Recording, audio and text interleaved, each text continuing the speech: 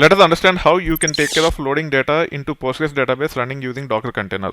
If you have a Docker container set up with Postgres, you can actually follow these steps to actually experiment with data loading utility, which is nothing but a copy command in Postgres. You need to ensure that a database is created along with the user with right permissions. Also, the user who want to use copy command need to have pg underscore read underscore server underscore files role assigned. It will give some additional permissions due to which the user will be able to load the data. If you want, you can use Postgres user directly and you should be able to load the data, but I would highly suggest to use non-super users to experiment these things.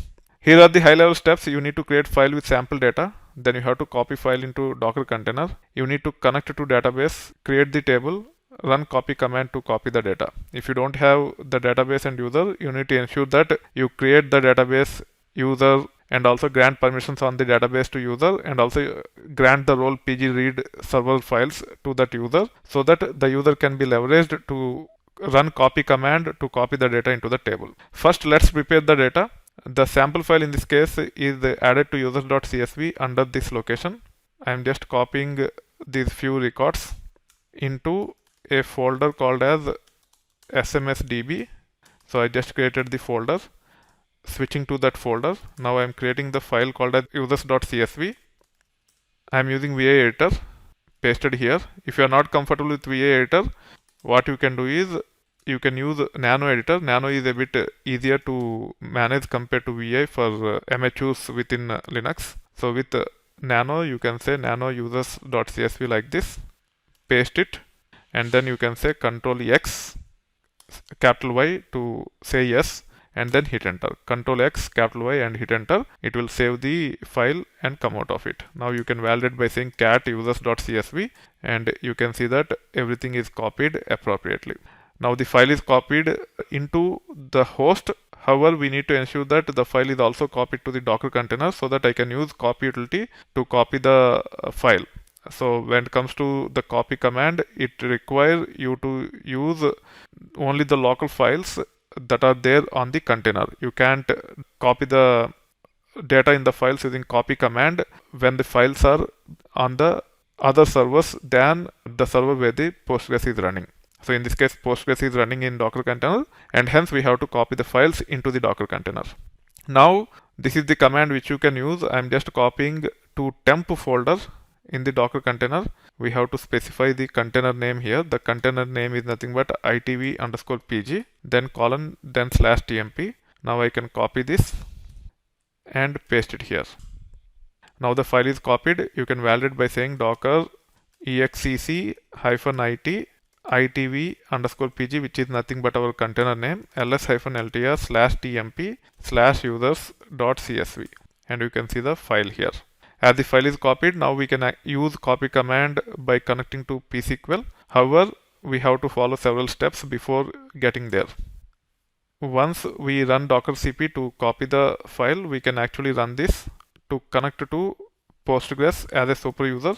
This is required to create our database username and also granting permissions to user from the database and also assign the role to the user. So this will take care of creating the database itversity underscore sms underscore db. If you want to give a different name, you can use a different name, but I'm using itversity underscore sms underscore db here. Now the database is created. Now I am creating user called as itversity sms user with password. It took care of creating the user. Now I am granting all on database itversity underscore sms underscore db to itversity underscore sms underscore user. So I can copy this.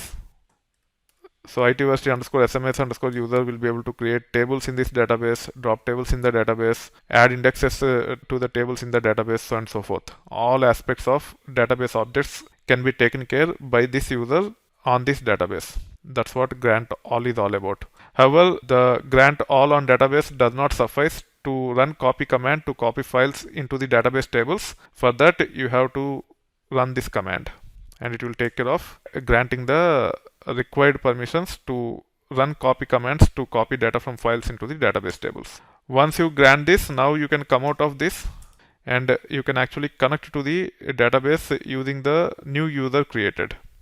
However, you should be able to use Postgres user itself directly to copy the data using copy command. but I do not recommend to use superuser for such kind of activities. Just to make sure that you understand the relevance of roles, permissions, users, database, etc., I would highly suggest to experiment using non-super users. In this case, I am connecting to database using itversity underscore sms underscore user, attaching to database itversity underscore sms underscore db, and it will prompt for the password.